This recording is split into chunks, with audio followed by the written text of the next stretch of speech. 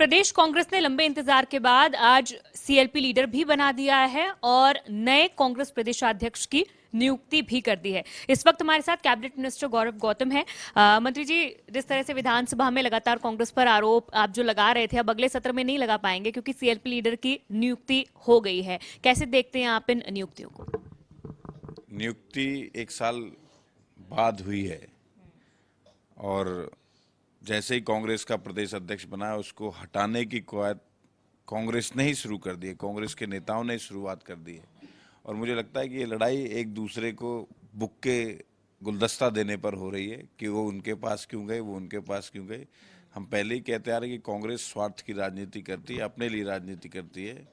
इसे जनता जनार्दन से कोई लेना देना नहीं है, ना हरियाणा प्रदेश के मुद्दों से कोई लेना देना, ना हरियाणा प्रदेश की जनता जनार्दन, सिर्फ अपने मुद्दे, अपना स्वार्थ, सिर्फ यही नीति कांग्रेस की रही है। मुझे लगता है कि अब हरियाणा की जनता जनार्दन भी समझ चुकी है और देश की जनता जनार्दन भी समझ चुकी है। इन पर अब भरोसा करने वाले नहीं है।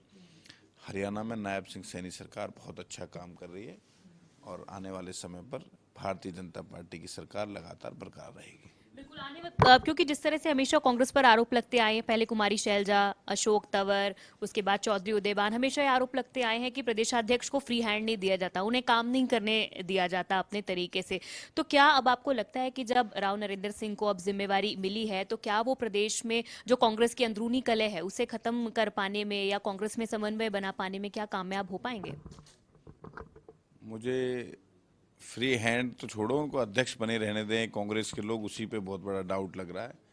और मुझे लगता है कि जो इन्हीं के नेता हैं वही ये सब साजिश करते हैं, उन्हीं का आपस में मुझे लगता है शिकार होते हैं एक दूसरे का।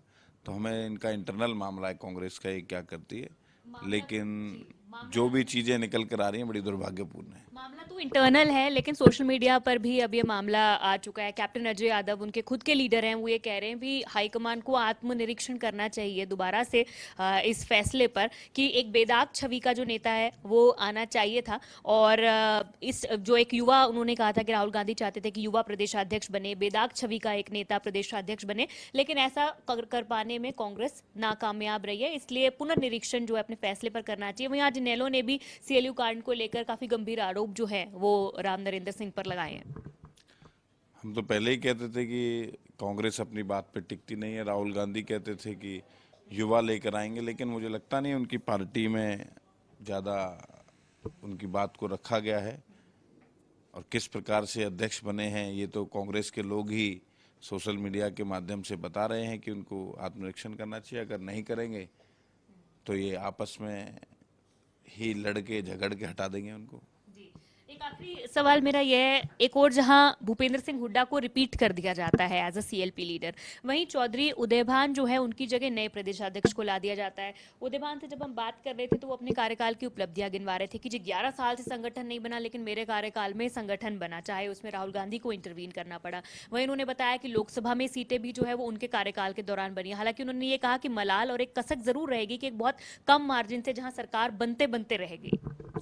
नहीं, गलत हुआ। अगर प्रदेश अध्यक्ष हटा दिया गया उनको, और जिम्मेदारी दोनों लोगों की बनती है। अगर एक को रिपीट कर दिया, एक को नहीं किया, मुझे लगता है कि ये उदयभान जी के साथ न्याय नहीं हुआ, क्योंकि जिम्मेदारी दोनों की थी। अगर सरकार नहीं आई एक ही व्यक्ति पर और ये समझ के कि उनकी ज़्यादा अप्रोच नहीं है, उनको हटा दिया गया, ये ठीक नहीं है। बहुत शुक्रिया बातचीत करने के लिए। तो ये थे हमारे साथ कैबिनेट मिनिस्टर गौरव गौतम, जिन्होंने साफ तौर पर ये कहा है कि सिर्फ एक व्यक्ति पर जो है वो गाज गिरा दी गई कांग्रेस हाईकमान के द्वारा, जबकि कांग्रेस की हार की जो जिम्मेवारी है वो पूर्ण रूप से पूरी कांग्रेस पार्टी को लेनी चाहिए। कैमरा पर्सन अमित के साथ साक्षी शर्मा, इंडिया न्यूज हरियाणा, चंडीगढ़।